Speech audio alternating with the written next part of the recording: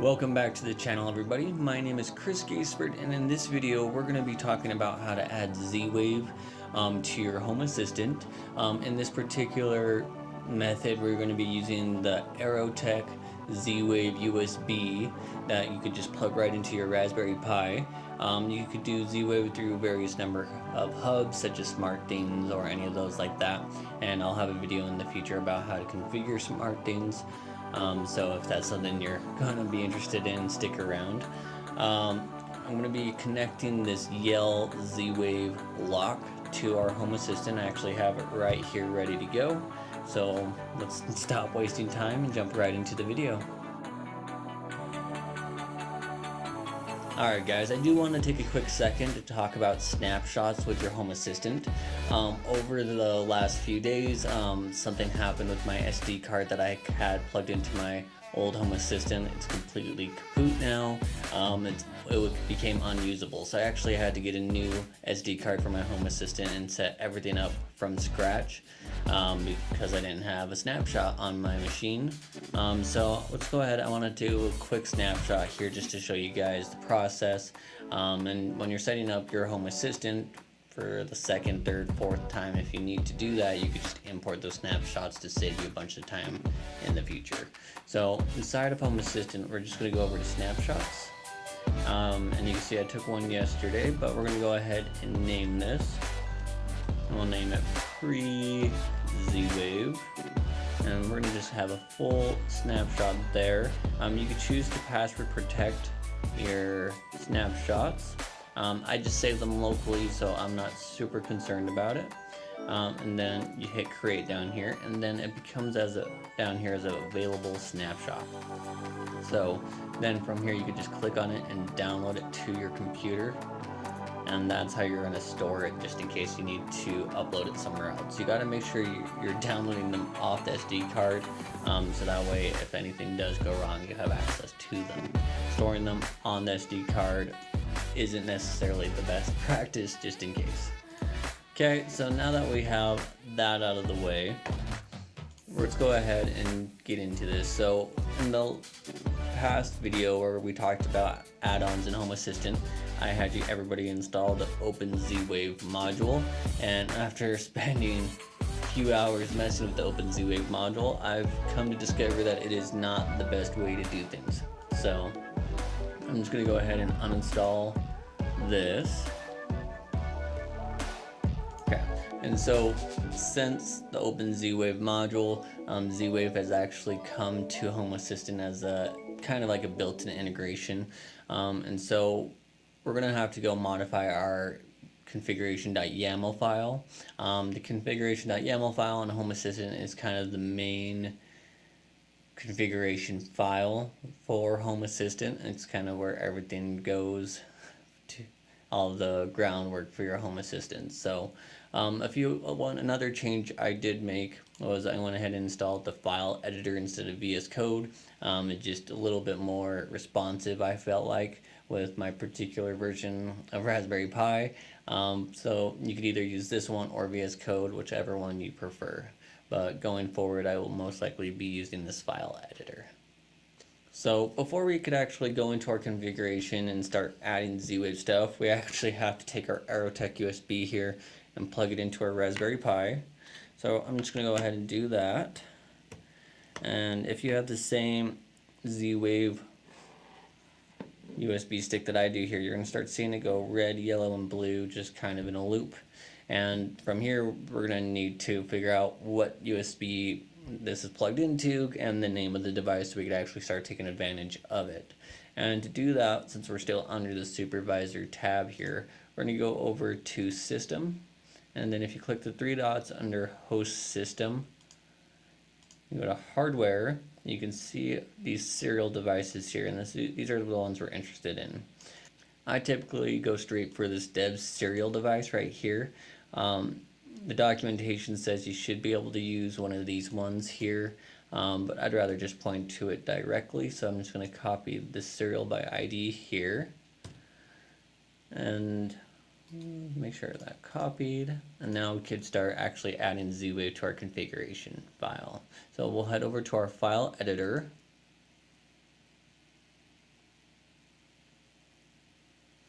And inside of our configuration.yaml is the main file we're going to look at here. If you're in another file, let's say you're in options or any of those ones, you could just click this little folder here in the top corner and you could go over to the configuration.yaml file. And we're going to be adding in our Z-Wave integration. So you can see here I've already gone ahead and just commented out what that's going to look like for us. If you're interested in just reading the documentation, you could go ahead and just read the documentation right here. This initial page isn't super helpful and I had a hard time finding the next step. But it is just over here under configuring the Z-Wave component. And so that's what's going to have a lot of useful information for you as far as the actual API and variables that it's going to allow and use for this device or this integration. So we're going to go over here. I'm just going to leave this commented out and use it as a reference. We're going to want to add a Z-Wave integration. So we're just going to add Z-Wave there, 2 spaces. We need to supply the USB path. And we'll go ahead and paste that serial path that we copied earlier. And then we do need to supply a network key. And so with Z-Wave, there is a certain security aspect of it. So unlike Zigbee, where devices could just be added to the network, Z-Wave allows you to add devices to the network, but not all devices will let you control them without some sort of security key in place. So if I was going to add this lock to a Z-Wave network without a security key, I might be able to see it on the network, but I wouldn't be able to control it. So having a network key is important. Z-Wave in particular uses a 16-bit key for this, and it's going to accept a string. To actually generate that, if you take a look at the Z-Wave documentation and scroll down to network key, you could just copy this line here. And let's actually just go ahead and do that and show you what it looks like. You could go to any terminal that you have access to. If you don't have access to like a Linux terminal on your computer, you can SSH into your Home Assistant. I guess I gotta say I'm root, and you could just paste that command in Home Assistant and get a 16-bit network key there. And then if we go back to our configuration file, we could just go into there and paste it into a string. As you can see here, I have another random one I generated earlier, but I actually have one that I want to use inside my secrets file. And so I'm just going to go ahead and continue to use that one. So I'm just going to go ahead and change that with secret Z-Wave network key, and that's going to pull the Z-Wave network key that I've defined in my secrets.yaml file, which is over here. Okay, and now that we have our Z-Wave, a USB path, and the network key, we should be good to go. So we're going to go ahead and hit save up here. You can see up here has a green check mark. So the green check mark up here just means the file is formatted correctly, not that the configuration is necessarily correct. So we're still going to want to go over to our configuration page and scroll down here and go to server controls. And then from here, we're just going to want to check configuration. And if everything is good, we're going to see this configuration validated. And so now we're just going to go ahead and restart our Home Assistant to get that into that integration installed and set up on the Home Assistant side of things. So we'll just go ahead and give that a few seconds to fully restart. Alright, so it looks like that has come back up. We can see down here Home Assistant has started. I'm going to go ahead and just refresh the page just to make sure everything is current. And then if we go back over to configuration and now we go into the integrations tab here, we can now see we have a Z-Wave integration. And if we just look at the one device there, this is going to be that aerotech Z-Wave stick that's actually plugged into the Raspberry Pi, so we don't need to worry about that guy. But from here, we're basically ready to start adding devices to our Z-Wave network. As I mentioned before, we're going to be using this Z-Wave lock to add a device to our home assistant. This is a Yell lock in particular. I was going to do a video on how to install one of these things, but I decided against it. There's a lot of different Z-Wave locks out there on the market. You should buy whatever one you're comfortable with. To me, Yell is a good brand, so that's the one I went ahead and used. The nice thing about something like this is that their Z-Wave is an option. You don't have to buy them with Z-Wave. You could actually buy them without Z-Wave if you just want a pin lock. And how that works is on the back here, this top green chip module thing is actually a Z-Wave module. So if you buy the lock without the Z-Wave component, it's not going to have that, and then you could just purchase one of these and plug it into the lock in the future. So that's kind of nice.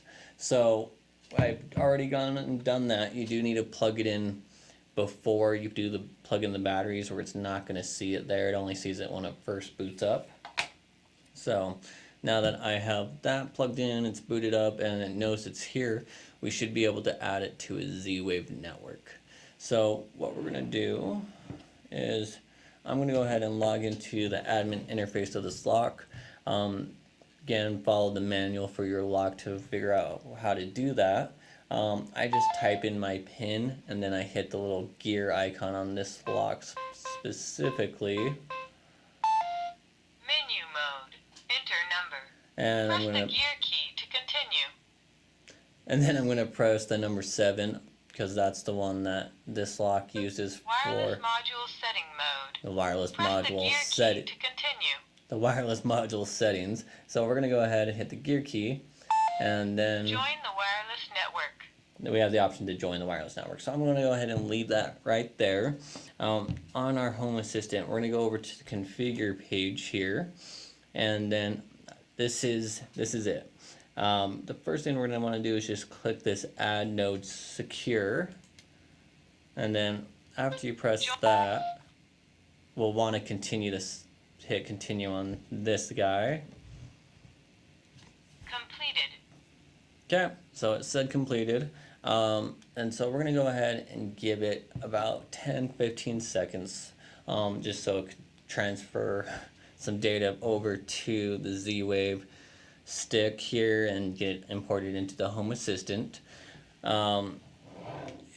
You can't add these things to more than one Z-Wave network. So previously I had this thing plugged into or hooked up to a SmartThings hub. So I actually had to get my SmartThings set up at this new house, and that way I could actually remove this device from it. And since I was able to remove it, I was able to add it to my new Z-Wave network. Okay, so it's been a little bit of time now. If we just click nodes here, we can see this ESA Alboy unknown. From my testing previously, I know this is the device we're actually looking for right here. But just in case you didn't know, you could go down to your entities of this node, and you can see this is a lock. You could just kind of look at the sensors and kind of guess which one you're looking at. Hopefully you kind of know what device you're adding. So we know it's there, it's been added to the network, but this name is pretty ugly, right? So what I'm going to do is I'm going to go over to our configuration here. We're going to go to devices, and I'm going to go ahead and just rename this device to something that's a little bit more readable. I'm going to go ahead and just name this garage lock, because this is the lock for my garage door. And then I'm going to say it's in the garage and update. And we haven't added it to any automations as of yet. So we're going to go ahead and hit rename. And as we can see, now everything is garage lock. And we even have an option to unlock and lock it, which is great. But before we do that, let's go ahead and add this thing to Lovelace. So you could go ahead and just click right here to add it to your Lovelace interface. and this is what the card is gonna look like. It's a little bit more information than I'd want to see, but we can modify that. So let's go ahead and say add to Lovelace. And if you don't know, Lovelace is just your main dashboard for Home Assistant. And we could actually see two new things here that we didn't have before. We now have this Z-Wave card, and we have that garage card there. And if we click the three dots here, we could edit the dashboard, and we're gonna go ahead and delete this Z-Wave one. It's not one I'm interested in seeing on my main screen here. Okay, and then let's go ahead and modify this guy as well. Let's give it a title. We're gonna name this one Doors, because this will be my card that has all my doors in it. And it has a lot of these different options in here. The ones that I'm interested in are gonna be just the lock or unlock one. So then it looks like this: doors, garage, lock, locked. Yeah, I could have thought about the name a little bit better there. I wonder if I can click on that. And garage lock, lock. Okay, I'm just gonna name that garage lock. And update there. And it looks like we have a pending restart on our Home Assistant, but that should be fine. We'll go ahead and hit save.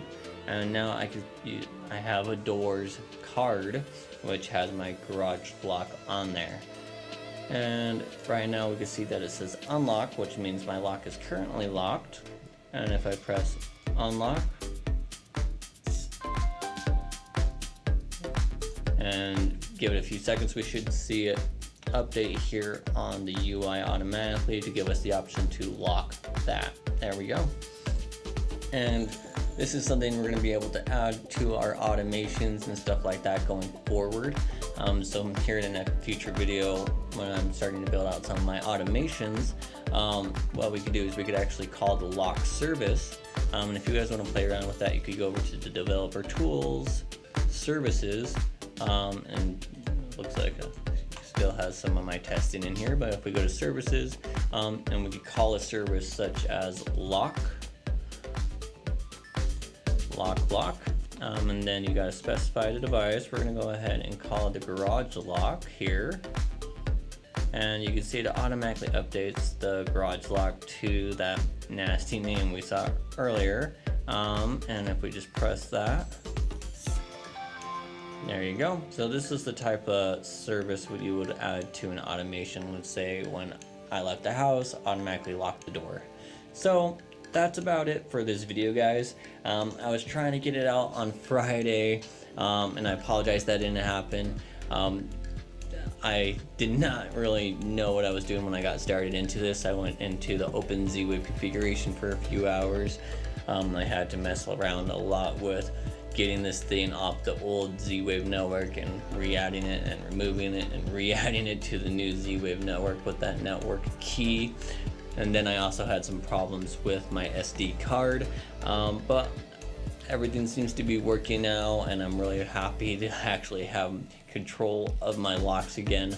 If you like this video, please hit that like button. I'd really appreciate it. If you're new to the channel, hit subscribe. That'd be fantastic. I've gotten like 40 subscribers, which is insane to me. I really do appreciate you guys sticking around and watching the videos. Expect more videos to come soon. I think trying to get 3 videos out last week was a little bit ambitious for me with my work to life ratio that I have going on right now, but I definitely want to figure out a way to ramp up my videos and start getting more out there. Maybe this next week I'll shoot to get 2 out, and maybe I'll actually hit that goal. But I do appreciate you guys sticking around and watching the video. I am new to YouTube, so if you have any comments, questions, concerns, or having any issues with your Z-Wave stuff, I've gone through lots and lots of documentation by now, so if you do have any questions, drop them down below and I'll definitely try to help you guys out. Or if you have any feedback for me, I'd really appreciate it. Thanks so much for watching, guys, and I'll see you in the next video.